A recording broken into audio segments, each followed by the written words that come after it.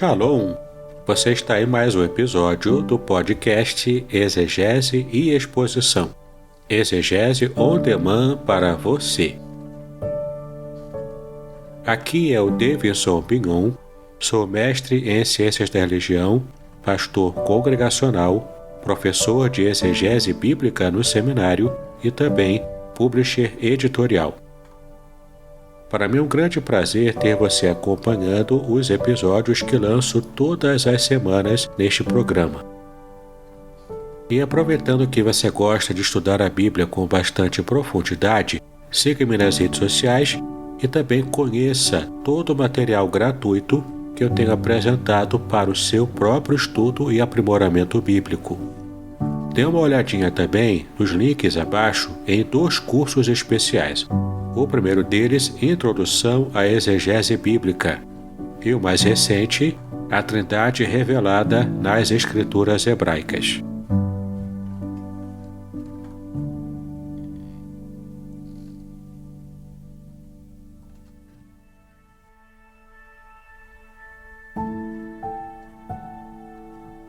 Muito bem, estamos no segundo episódio de nossa série sobre doutrinas fundamentais da Bíblia. Espero que você esteja interessado e gostando de nosso conteúdo com informações mais essenciais. Vamos falar no episódio de hoje sobre conhecendo melhor a você mesmo.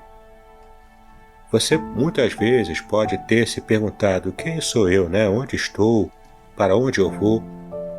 Essas são perguntas que muitos filósofos religiosos ao longo do tempo têm procurado responder. Nem sempre as respostas são bastante fiéis ou então bastante bíblicas, né? Mas o fato é que as pessoas têm se preocupado ao longo do tempo com questões como essas. Quando a gente estuda a Bíblia, a gente acha as respostas e a orientação do próprio Deus sobre a origem, a natureza e a finalidade da existência do ser humano sobre a Terra.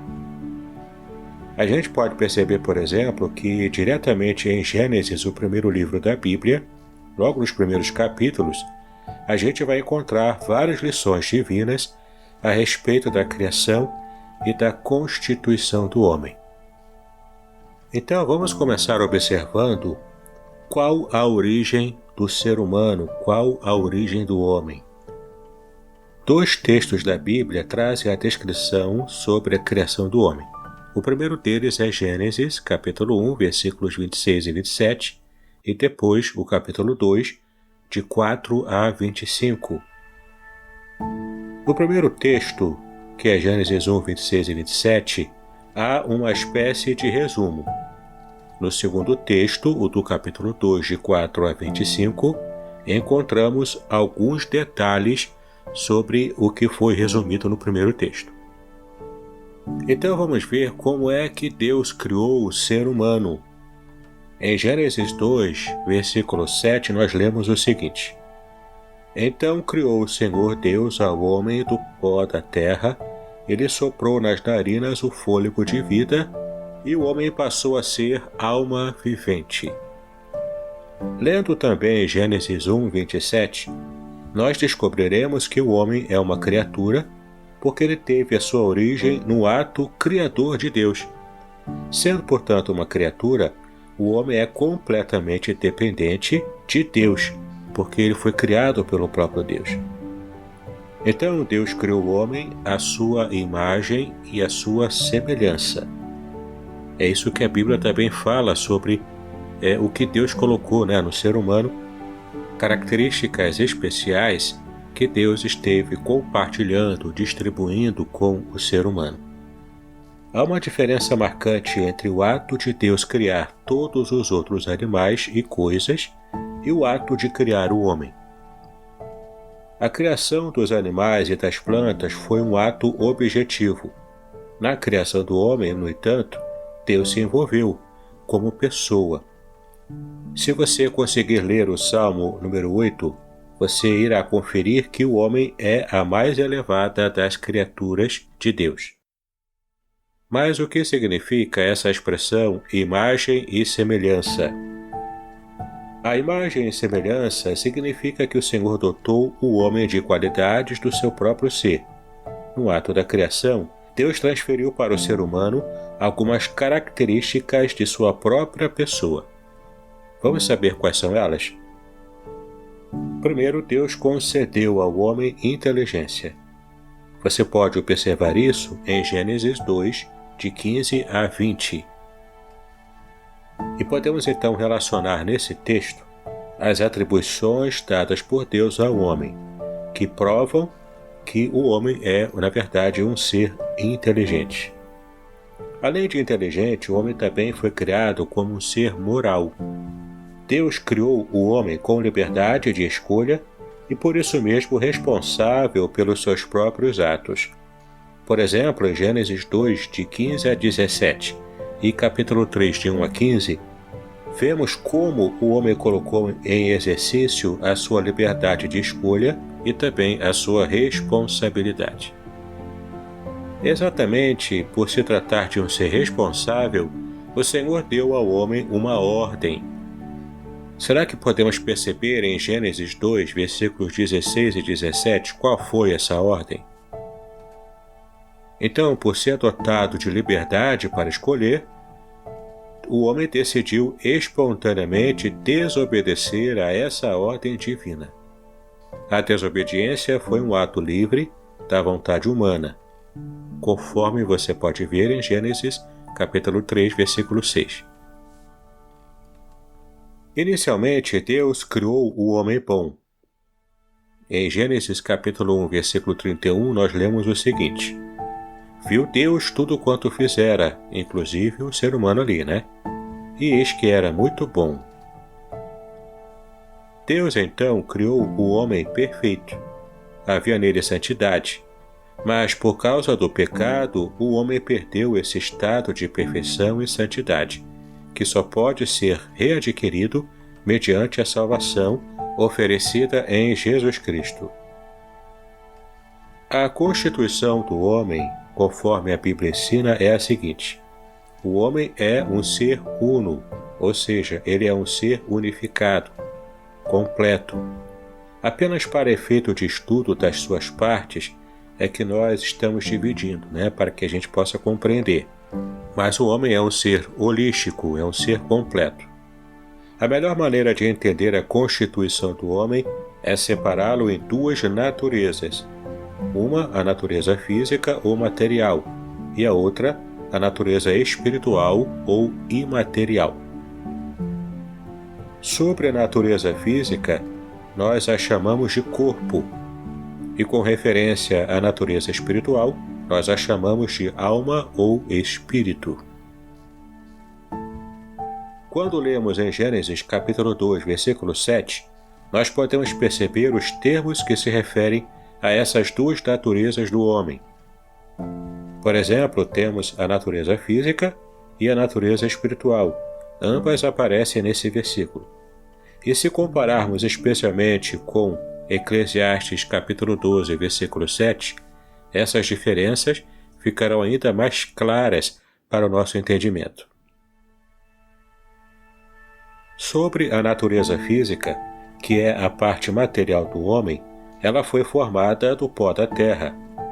Os estudiosos da química concordam com esta declaração bíblica. Eles afirmam que 16 elementos do solo se encontram representados no corpo humano, contribuindo assim com a sua formação orgânica. Por exemplo, cálcio, carbono, cloro, enxofre, flúor, fósforo, hidrogênio, iodo, ferro, magnésio, manganês, nitrogênio, oxigênio, potássio, silício e ainda sódio. Então, durante toda a existência humana, para o seu crescimento e manutenção, o corpo está se apropriando, direta ou indiretamente, desses materiais que vêm do pó da terra. Mas o fato de o homem ser criado desse material deve servir-lhe como uma advertência quanto à sua fraqueza e mortalidade. Observe, aqui o apóstolo Paulo compara o corpo humano em 2 Coríntios capítulo 4, versículo 7. Mas, por outro lado, o corpo do crente em Cristo Jesus é revestido de grande dignidade. Por quê? Observe em 1 Coríntios 6, versículos 19 e 20, e descubra por si mesmo qual é o motivo dessa dignidade especial conferida ao corpo de todo servo de Jesus Cristo. Por essa razão é que o crente é instruído a preservar o seu corpo de toda a contaminação, dos vícios, da impureza e da imoralidade. Confira ainda em 1 Coríntios, capítulo 6, versículos 12, 13 e de 15 a 18. Mas além da natureza física, material, nós também temos a natureza espiritual. Duas palavras são usadas para descrever a natureza espiritual do homem: alma e espírito. Estas palavras são empregadas com o mesmo sentido na Bíblia. Os textos indicados abaixo mostram como a parte imaterial do homem é designada. Confira em Gênesis 41, versículo 8, Salmo 42, versículo 6, João 13, versículo 21 e João 12, versículo 27. A distinção que se pode fazer é que a alma se refere ao próprio eu do indivíduo ou à sede de sua personalidade. Por exemplo, você pode conferir isso em Ezequiel capítulo 18, versículo 4, Salmo 11, versículo 1 e Lucas 12, versículo 19. Mas algumas vezes a alma é empregada com o sentido de vida biológica. Por exemplo, em Eclesiastes 3, de 18 a 21.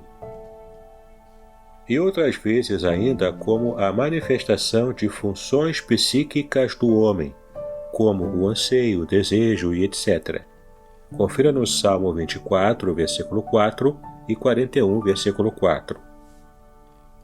O termo espírito, por sua vez, designa o elemento espiritual do homem, o princípio de vida e ação que dirige e domina o corpo e é contrastado com este. Pode-se dizer, portanto, que o homem tem espírito, mas também que é alma. Então, a Bíblia ensina que o homem é constituído de corpo e de espírito ou alma. Mas você pode perguntar, qual a relação do homem com o próprio Deus que o criou, com o Criador? O homem foi criado por Deus. No ato da criação, Deus e o homem se relacionaram. Observe em Gênesis capítulo 2, do versículo 7 ao versículo 17. E é o desejo eterno de Deus que o ser humano viva em comunhão com Ele. Por isso Deus o criou à sua imagem e semelhança, conforme está em Gênesis 1:27, e nós já vimos anteriormente. Por causa disso, o ser humano tem uma relação de dependência para com Deus. Sendo criatura de Deus, o homem depende do seu Criador. Essa dependência ocorre de várias maneiras. Por exemplo, a existência humana depende de Deus, conforme está em Atos 17, de 24 a 28.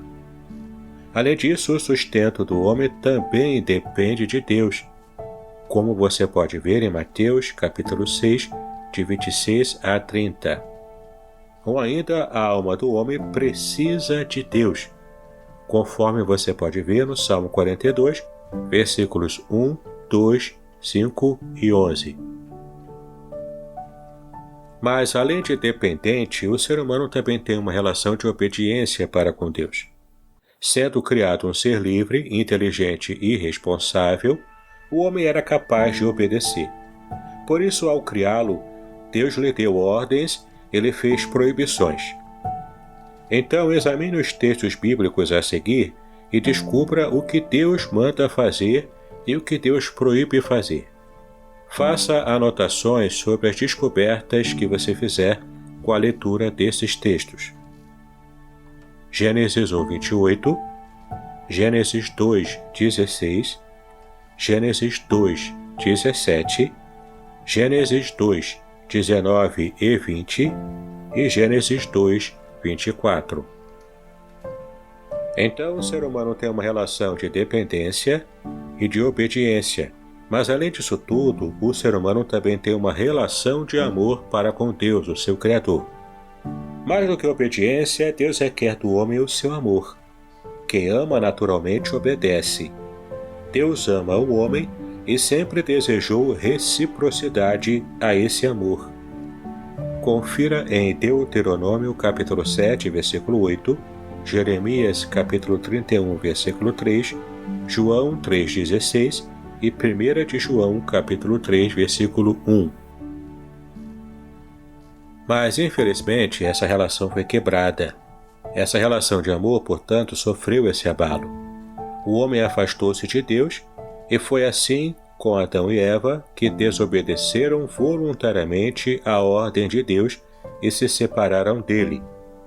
Observe com atenção Gênesis capítulo 3, versículos 1 e 2. Então, em Adão, toda a humanidade tornou-se distanciada de Deus.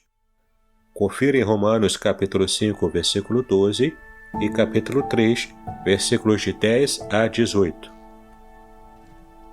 Mas então, qual foi a causa dessa separação? É aquilo o que a Bíblia chama de pecado. Confira em Isaías 59, versículo 2, que diz o seguinte: Mas as vossas iniquidades fazem separação entre vós e o vosso Deus, e os vossos pecados encobrem o seu rosto de vós, para que não vos ouça. O pecado, portanto, precisa ser entendido como o grande mal que afetou a humanidade. Mas este assunto nós vamos estudar com mais cuidado e mais detalhes no próximo episódio da nossa série. Este foi um episódio onde estamos tratando de assuntos muito básicos da fé cristã, mas é muito importante que estejamos resgatando esse tipo de conhecimento, porque o tempo vai passando e a impressão que passa é que muitos cristãos de hoje em dia têm errado por desconhecerem o básico da sua própria fé. Muitas seitas estão proliferando em nosso país. E, infelizmente, muitos cristãos não conseguem ter uma base sólida para que possa refutar as heresias pregadas por tais seitas. Infelizmente, essa é uma realidade.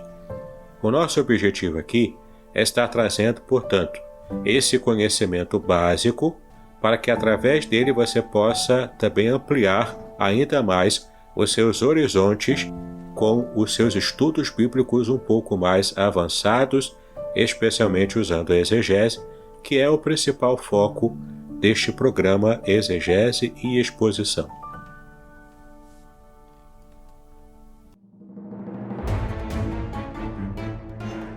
No próximo episódio, portanto, vamos estar falando sobre o mal que afetou a humanidade inteira, que é o pecado. Espero você até lá.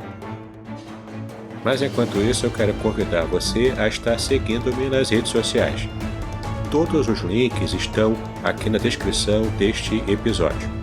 Aproveite também para conhecer os cursos. O curso Introdução à Exegese Bíblica, o curso A Trindade Revelada nas Escrituras Sagradas. Eu tenho a certeza que vai trazer muito conhecimento para você. Que Deus te abençoe, meu querido, minha querida. Que Deus possa trazer bênçãos especiais para o seu estudo bíblico. Paz e bênçãos sobre a sua vida.